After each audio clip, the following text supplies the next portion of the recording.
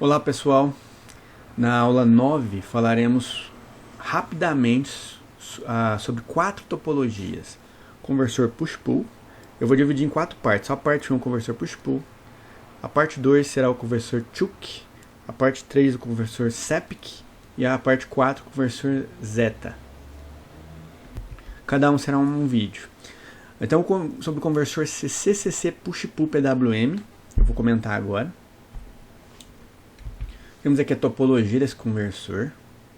Esse conversor ele é um derivado do conversor forward, ou seja, é um derivado do conversor buck.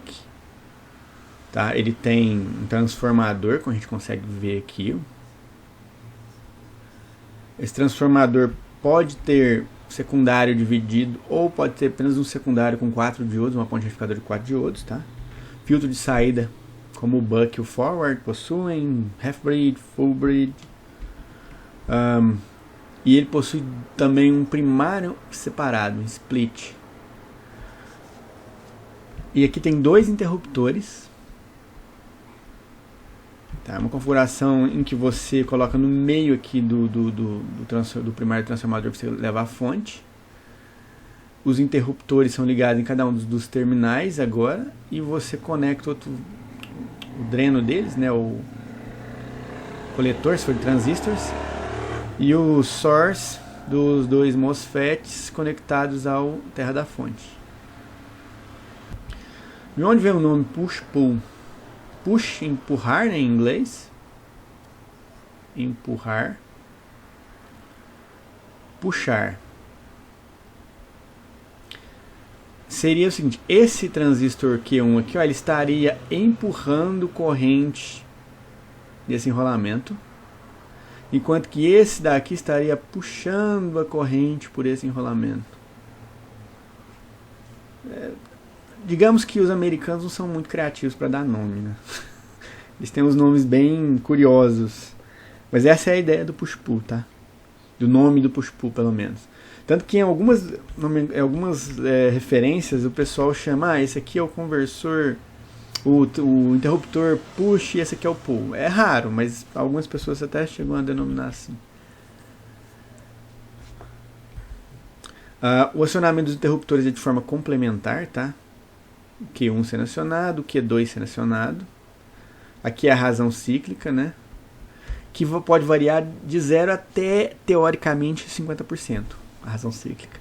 De forma complementar, da mesma forma que a gente fazia num braço de um half-bridge ou de um full-bridge. Tá? O conversor é baseado na topologia forward, como eu falei. A potência dele é uma potência média que vai de 150 até 500 watts. Típicas aplicações típicas dele. O estresse de tensão nos interruptores é 2 vezes a tensão de entrada. Então, ou seja, é alto. Os interruptores são chaveados de forma complementar, como eu comentei. Somente metade dos enrolamentos são utilizados para transferência de energia. Então ele tem um baixo fator de utilização do espaço dele físico. Ou seja, ele tem um volume, assim como o forward, 2 vezes maior do que um full bridge precisaria. Tá? E é importante ter um bom acoplamento, tá? Entre os enrolamentos aqui. Pode ser alimentado em tensão ou em corrente. Então vamos lá. Esse diagrama que a gente tem aqui está sendo alimentado em tensão. Você aplica tensão no primário e o indutor está no secundário, ó, indutor de filtro. Na versão current fed, que eles falam alimentado em corrente, o indutor é colocado aqui no primário. Não tem esse indutor aqui. Tá? Aí ele tem uma entrada em corrente semelhante a um boost.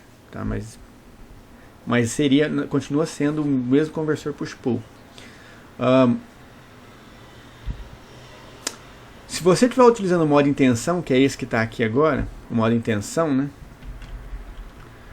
você tem que tomar cuidado por causa do desbalanço aqui do interruptor. Então, o que é aconselhável? Você usar um controle por corrente de pico. E que foi detectando o pico de corrente em cada um dos interruptores. Ou seja, e essa razão cíclica aqui, você fecha o interruptor e você só abre ele quando atinge um determinado valor de corrente estipulado. Você estipulou, a corrente é 5 A, bateu 5 A, ele abre o interruptor. No outro lado faz a mesma coisa, bateu 5 A, abre o interruptor.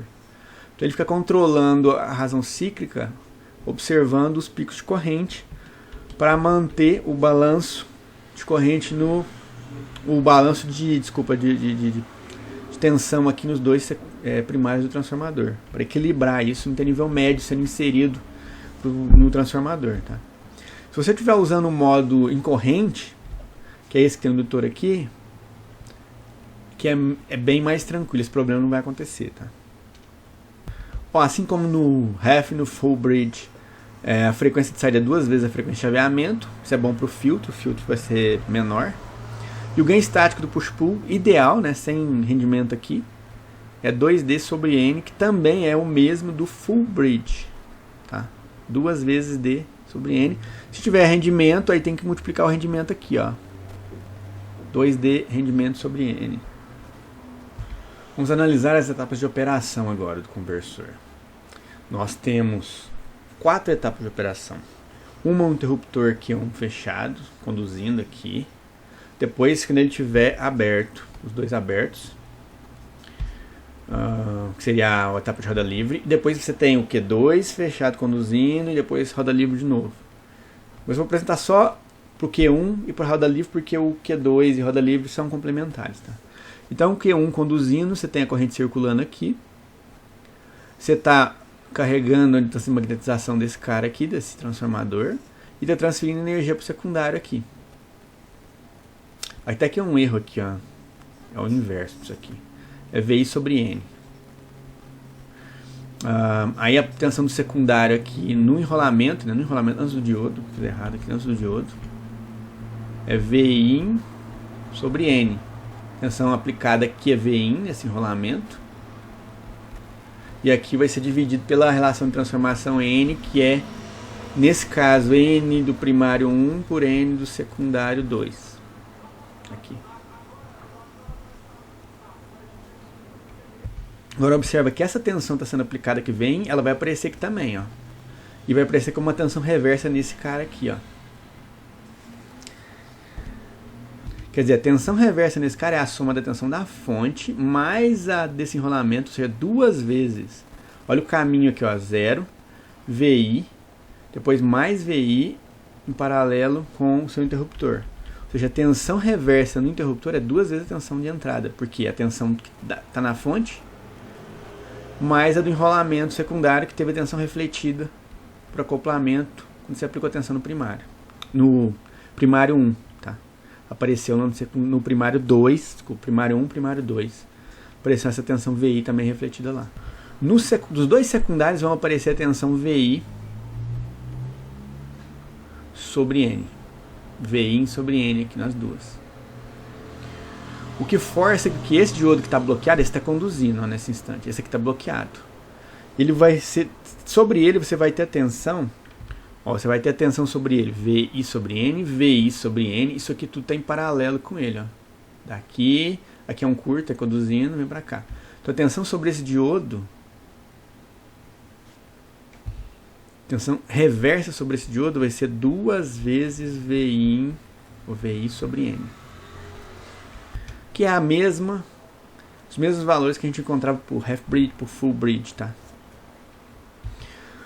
Uma vez que você abrir o interruptor Q1, você não fecha imediatamente o Q2, você tem que ter um tempo morto aqui, um dead time, tá? Esse dead time, esse tempo morto, ele é necessário quando você está trabalhando com um conversor com modo tensão, que é o que está aqui, ó, indutor na saída.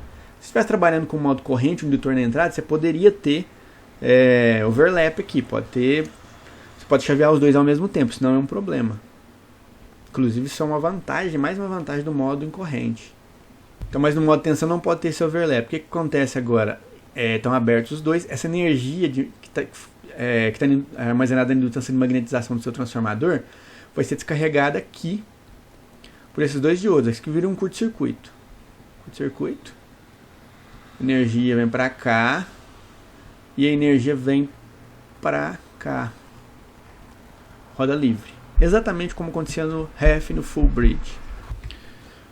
Então o secundário vai ter a corrente de magnetização passando nos dois diodos. Cada secundário vê metade da corrente. E o próximo ciclo vai começar, que é a terceira etapa de operação, quando o Q2 fechar. vai ser um dual do que a gente viu para a primeira etapa e a quarta etapa de operação, um dual da segunda. Aqui a gente vê as formas de onda, né, do conversor, os pulsos de gatilho aplicado em cada interruptor. Tempo morto aqui. Na verdade, porque a razão cíclica não chegou até meio, então sempre vai ter essa diferença. Lembrando que o pior caso seria um pouquinho menor que 50% para ter sempre uma diferença entre os dois. Agora aqui embaixo a gente tem a tensão VQ. O que é essa tensão VQ? É a tensão aqui, ó. Nesse ponto com relação ao terra aqui, ó. Ao ponto central, que eu vou chamar de terra do secundário. Então essa tensão é a tensão que está chegando na entrada do filtro aqui. Que é uma tensão quadrada. Quer dizer, recortada, é uma tensão Chopper aqui. Isso aqui vai ser maior ou menor dependendo da razão cíclica, tá vendo? E ela soma das duas. Então se a sua razão cíclica for 0,4, vai ter 0,4, 0,4. Então num período, você vai ter 0,8%, 80%, desculpa, 80% do seu período tem tensão aplicada ao filtro. Já que você tem dois interruptores, se tiver 40% em razão cíclica, mais 40%, 80%, vai ter 80% na saída. Isso aqui é a tensão aplicada ao filtro de entrada. Por isso a frequência, inclusive, é dobrada que a gente fala. Na verdade, a frequência seria aqui, né?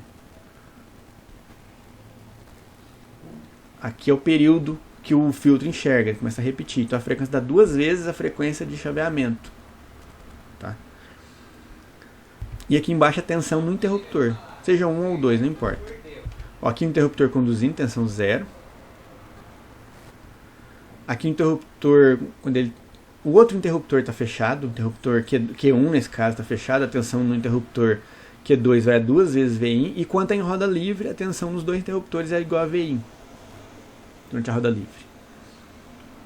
Por quê? Porque a tensão nos enrolamentos primários são 0, está curto-circuitado durante a roda livre aqui, ó. Isso aqui é curto-circuito. Então o interruptor recebe a tensão VIN aqui direto nos terminais dele. Aqui é um resultado experimental, peguei da National. Eles montaram um conversor, né, push-pull. Aí eles mostram a tensão dos interruptores, ó, a corrente lá no indutor de saída. Um exemplo ó, de 48 para 3.3 volts, 5 ampere. Aqui eu apresento uma simulação de um conversor push-pull, 150 watts, 5 volts na saída, 311 na entrada. Simulando 311 o pico de uma tensão 220, né? Se tiver aqui uma rede de 220, tiver uma ponte retificadora e um capacitor, você vai ter um pico de mais ou menos 311. 5 na saída, 150 watts, frequência de chaveamento de 50 kHz. Cheguei em malha aberta, cheguei à conclusão que uma razão de 0,37 deve me dar os 5 volts.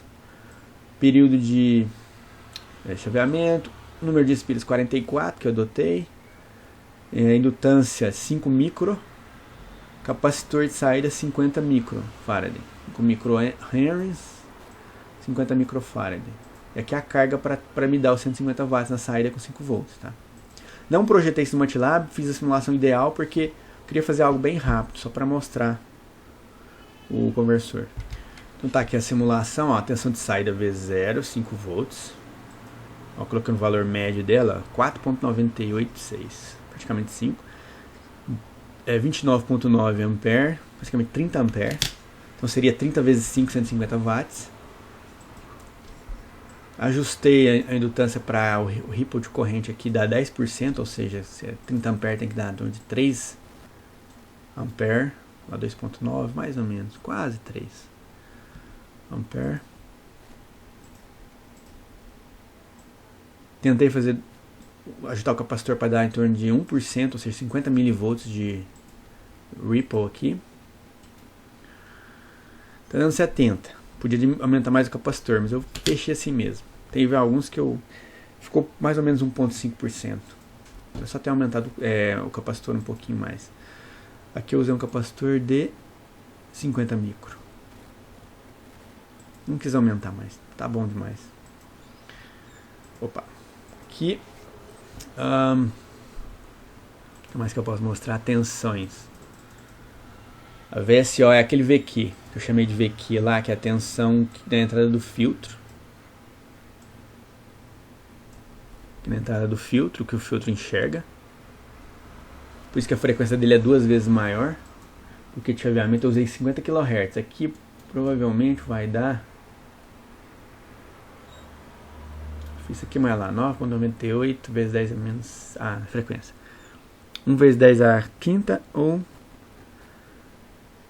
100 vezes 10 a terceira, 100 kHz. Aqui, o dobro da frequência. E aqui... Não, e é isso. É isso aí, pessoal.